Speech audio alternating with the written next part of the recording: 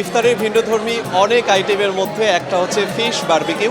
আজকে আপনাদেরকে দেখাবো কোরাল ফিশ বারবিকিউ করতে ঠিক কি কি জিনিসের প্রয়োজন হয়। সরাসরি শেফের সাথে কথা বলছি। মেরিনেট করবো, অনেকগুলো রেসিপি আছে, অনেক মশলা আছে, সিনকেট মশলা আছে। আপনি দেখেন মশলাগুলো দিয়ে মেরিনেট করি, দেখার পর বারবিকিউ করবো, লাইন বারবিকিউ।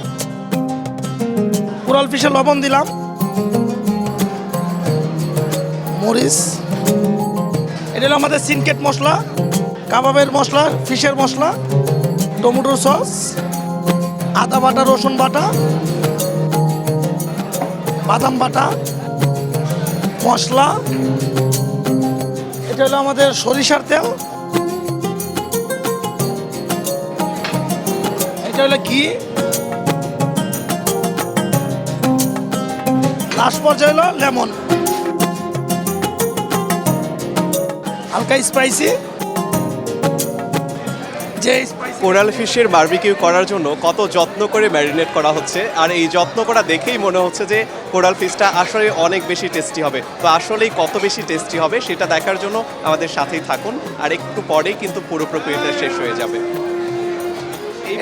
এইবারে আসলে কি প্রসেস? এইবারে প্রসেস হলো আপনার ডাইরেক্ট চুলাতে যাবে, চুলা থেকে বারবিকিউ হবে, বারবিকিউ করার পরে আপনি খেতে পারবেন। চলুন এবারে চুলার পাড়ে চলে যাই নাকি? অবশ্যই। ম্যারিনেট করা মাছটি কিন্তু একেবারে বারবিকিউয়ের জন্য এবারে শিকের উপরে তোলা হচ্ছে। আপনারা দেখতেই পাচ্ছেন কত যত্ন করে প্রত্যেকটি প্রক্রিয়া হচ্ছে। এখন আমরা চুলাতে দিয়ে দিব। হ্যাঁ, অবশ্যই চুলাতে দিয়ে দেব। এটা এখন কতক্ষণ ধরে চুলায় থাকবে? 15 মিনিট 20 মিনিটের ভিতরে মাছটা হয়ে যাবে। 10 মিনিট পরে আপ ডাউন রাখবো, 5 মিনিট পরে ফুল ডাউন করে আপনি সে টেবিলে সার্ভ করবেন। চুলায় দেওয়ার পরে এখন আর কি কি প্রসেস আছে বারবিকিউর? আমাদের এখানে সরিষার তেল দেওয়া হবে, আরও সিনকেট কিছু মশলা আছে, মশলা দেওয়া হবে, উপরে ঘি দেওয়া হবে, দেওয়ার পরে মাছটা ডিসপ্লে করে আপনাদের সামনে দেওয়া হবে। খুব দারুণ একটা স্মেল দিচ্ছে কিন্তু এই কোরাল ফিশটা।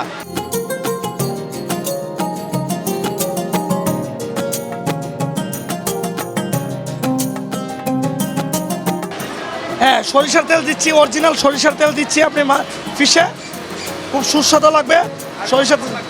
আর 6 থেকে 7 মিনিট মাছটা ফিশগুলো টেবিলে যাবে গা।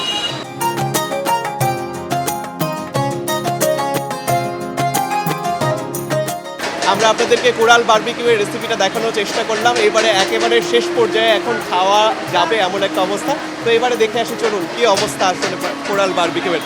ফিশটা অলরেডি শেষ হয়ে গেছে বারবিকিউ করা। এবার আপনাদেরকে প্রসেসিং করে খুলে দিব, টেবিলে সার্ভ করবে। এবার একেবারে খাবারের জন্য প্রস্তুত, তাই তো? উপযুক্ত হয়ে গেছে, আমরা খুলে টেবিলে দিব, আপনারা খাবার খেবেন। তো আজকের মতো এ পর্যন্তই। দেখা হবে পরবর্তীতে নতুন কোনো রেসিপি নিয়ে, আবার নতুন কোথাও। ততক্ষণ পর্যন্ত আমাদের সময়ের সাথেই থাকুন।